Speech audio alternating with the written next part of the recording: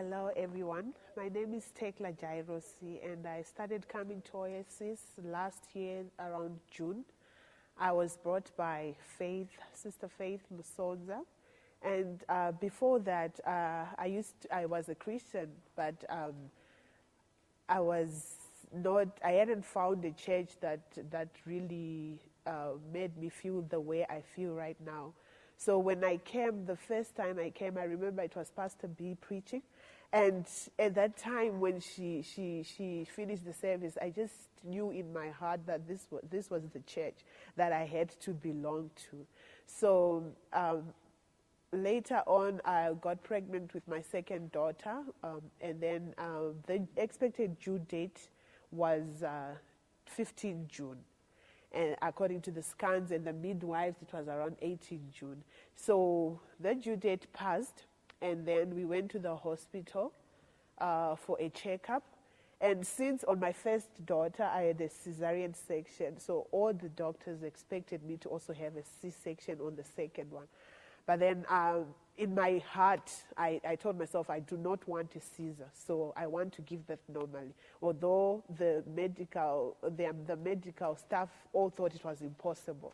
So when we went to the doctor after the due date, they said that they are giving me 2 weeks, which the 2 weeks was going to end on the 30th of June, which was a Monday. So they say they give me 2 weeks. If after those 2 weeks nothing happens, then there was nothing that they were going to do except for a Caesar.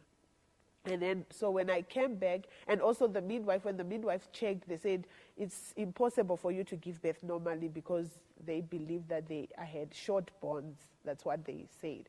So when I came back from the hospital, I told my cell members, Sister Masamo, our cell leader, and the rest of the group, I told them the situation, and we prayed over it, and we declared that no, there's no such thing, and nothing is going to happen of that sort.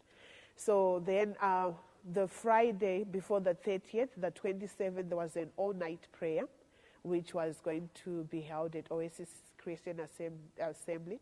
So I came earlier to help a friend who was giving a testimony. And then I met Pastor Andrew in the corridor. Then he was actually surprised that, oh, wow, you're not overdue. And then I explained to him what the doctors had said in the situation. And then he just told me that you should be here tonight. And then he also said you should lambano everything. And then he just assured me everything is okay. And then I decided to be in the meeting, the all-night prayer. So when I went back home, I prepared myself and I wrote my expectation down. In this book, I wrote just one expectation. It was written, I want to be in labor today and I want to give birth normally. So when I came, then later on we came for the all night.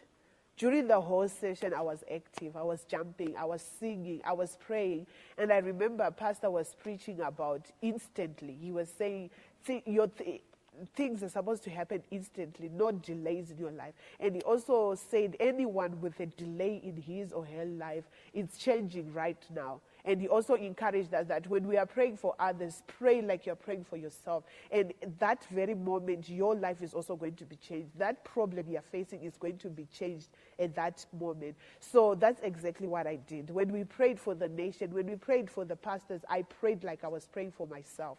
And then I knew everything was going to be okay for me.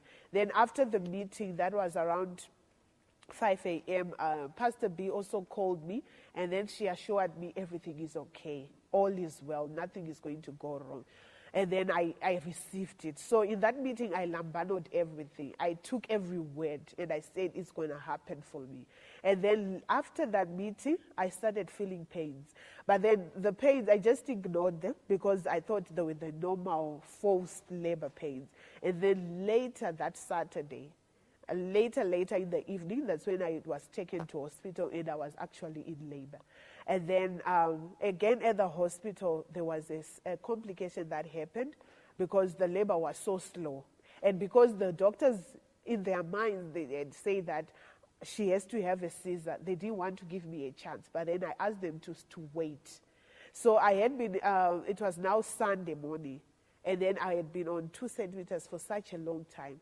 In the morning when I got up, when the first doctor saw me, I just remembered I sent Pastor B a text message. I knew she was in service, but I knew that after service she would see the message. And then when she saw, I think it was around 1, she called me, and then she prayed with me over the phone, assuring that nothing is going to happen and we are going to come out victorious.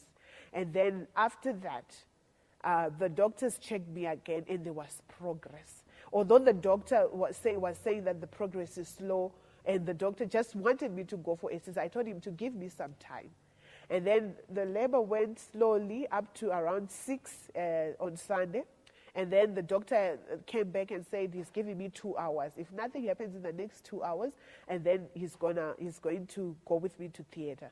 So at that time, my cell members, Sister Priscilla, Sister Nomsa, Sister Nyarai, everyone in my cell, and my cell leader, Megas, they were all calling me. They were telling me, they were assuring me that we cannot be destroyed. We are Christians. We are supernatural beings. Everyone was calling me, telling me, you don't need to be afraid. And they were all reminding me of what Pastor had said in the preachings, in the teachings, in the daily devotions, in the GNBs. So at that moment, I decided to stop fearing, because I was now getting scared, and I didn't want the theater. So I stopped fearing, and I said, no, I cannot go to the theater. I decided within myself. And then after an hour, the doctor came, and guess what? I was already on 5 centimeters.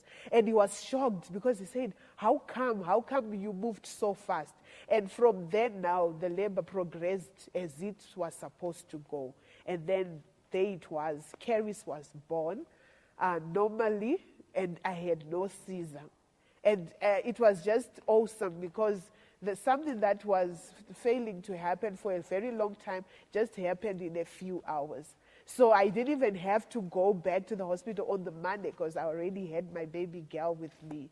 So I just want to praise the Lord, because I really saw that the Lord is in me, Christ is in me. Because the moment I decided to stop fearing and I spoke the words, the right words, everything changed. So if there is anybody out there who is feeling hopeless, or who thinks that the situation that he or she is hopeless, please do not think like that. Because Pastor taught us that if you speak the right words, if you have the right mindset, nothing is impossible. And that is what I've just shared with you.